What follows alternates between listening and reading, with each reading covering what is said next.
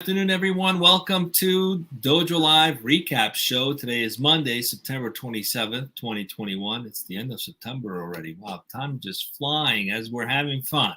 So we're starting a new week. This is Tulio Siragusa. I'm broadcasting from Southern California, joined with Kim Lantis from Hermosillo, Mexico. We're going to recap last week's shows. We had 3 live shows and a rebroadcast. And we're going to do it in 10 minutes. That's the challenge. We hope. Let's see if we can highlight things that we liked and maybe encourage some of you who missed those shows to check them out. So what did we have? What was the lineup like last week? We had a rebroadcast on Tuesday because we had a rescheduled interview with Eric Passagia, who's the CEO at Seventh Planet. He's an actor and stand-up comedian, writer, and director. And we talked about using the power of intention and integrity as a way to brand your business. That was a great rebroadcast from a previous interview we've done. Check it out.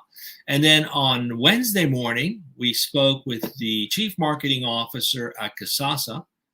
We spoke with Keith Brannan, and we talked about managing a remote workforce without sacrificing innovation. Very interesting conversation there.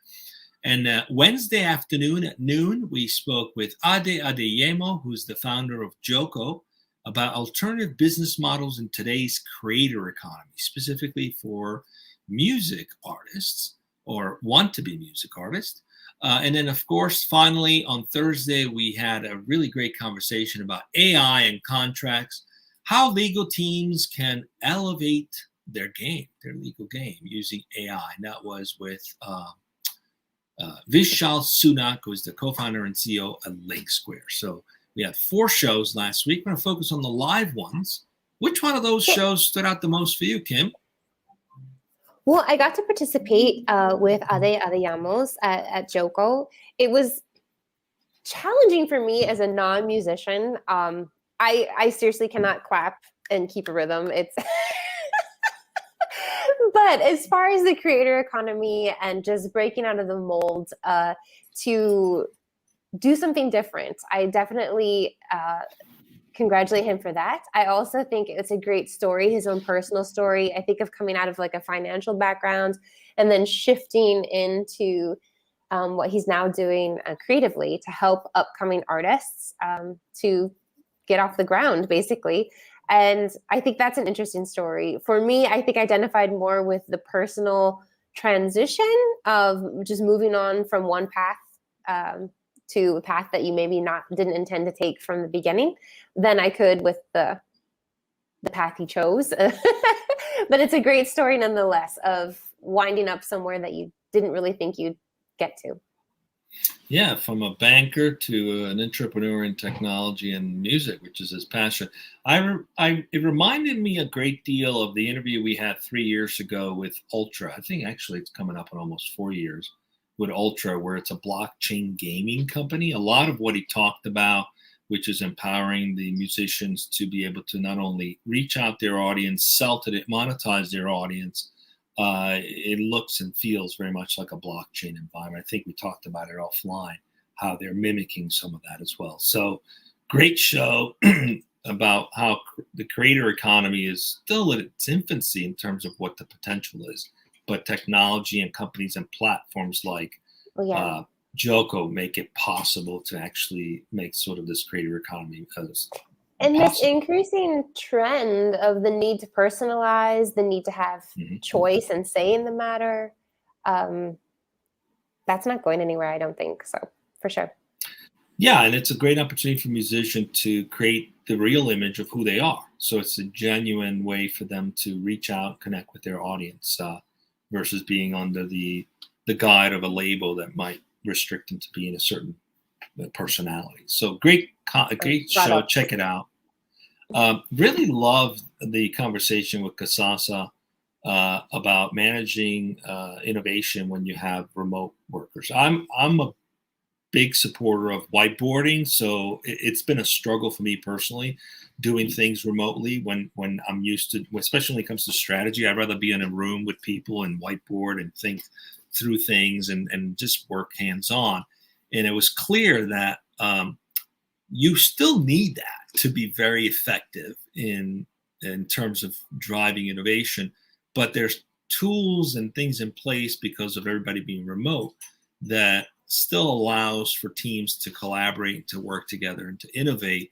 And there's times where you work alone, where you come up with some innovation on your own, but there's still that need for that in-person interaction. So hybrid models are kind of the way of the future, but the in-person, let's sit down and figure this out, it's not going to go away anytime soon. Let's just face it. So I really enjoy that conversation. People are people, right? Exactly. Yeah. It'll take several more millions, billions, I don't know, of years to work that out of us. You just can't do certain things where looking at a screen. You can't feel the body language, the temperament of the people. You just can't do that. So some things you just have to do it in person. So it was great to hear some tips on how to be effective with innovation while working remote, but also the importance of going back to getting together when you can. Finally, on Thursday, we spoke with Vishal Sunak about AI and contracts. We always think about sales and marketing and folks in various verticals in industry leveraging AI to improve their business models, how they connect with customers, how smart they are in terms of what they have access to, virtual assistants that make junior folks look like senior folks. But legal's sort of been left behind in terms of leveraging AI to improve how they do their work. So it was interesting to hear how, especially with companies that have thousands of contracts, right? There's always some difference, some nuance in every contract. Not every contract is boilerplate, but they're mostly PDF images. So, you can't read the text. So how do you extrapolate where there's differences? How do you determine how one was negotiated a year before versus another one? It becomes very manual intensive to be in the legal profession and manage contracts. So to have a technology where the AI allows you through a dashboard to see anomalies or differences and quickly get to sort of the root of what you're trying to get to, like what's the precedence on how we've handled this in the past, and not make errors that would otherwise happen because you just don't have the bandwidth to analyze 1,000 contracts. Yeah. So it's refreshing to see how AI is also helping in the legal field. It totally is. And that show was really fun. Marielle Navarro got to co-host that one. And so with her quality assurance background, she got a lot of that in there as well. So from the technical side, I think it's a fantastic show. And yeah, I had to giggle a little at this idea of a robot paralegal. I thought, oh, that's cute. And but it makes a lot of sense. It goes along with this. Every time we have the conversation of AI, we land on it's not about replacement, it's about augmentation. And why not do this in the very necessary arena of legal work? So it's definitely kudos to LinkSquares. Absolutely. Another way that knowledge workers can be smarter and faster and more efficient is by using AI. All right. So Kim, what do we got coming up this week? I think we have 3 shows lined up. Sure. Week, right? Yeah, we do. We do have 3 shows. Tomorrow on Tuesday, there is the show with Juan Acosta. He is I had this all set up and then I started thinking around on stuff. I'm sorry, you guys. Hold on. I'm pulling a Carlos today, folks. Let's see. He's with Tabella. Faith and Technology with Tabella. Thank you. Tomorrow at 12 o'clock Pacific. Faith and Technology. As a person of faith, I'm interested in this one. Usually they're kind of disassociated, right? But how can a religious community leverage technology to serve their people? Interesting. Yes. And then on Wednesday morning at 10 o'clock Pacific, we're going to have a show with properties.com. More information on that one coming, so you can check out our website or LinkedIn to kind of keep up to speed on that one. And then Wednesday afternoon, or at noon at 12 o'clock Pacific, we're going to be speaking with David Delani, founder and CEO of 10Bound, about the future of sales for SaaS companies. Sales development, SDR teams drive sales pipeline at most high-growth SaaS companies. What is driving this function? So what's behind the need to increase sales development? So yeah, join us Tuesday and Wednesday. Thursday's no show.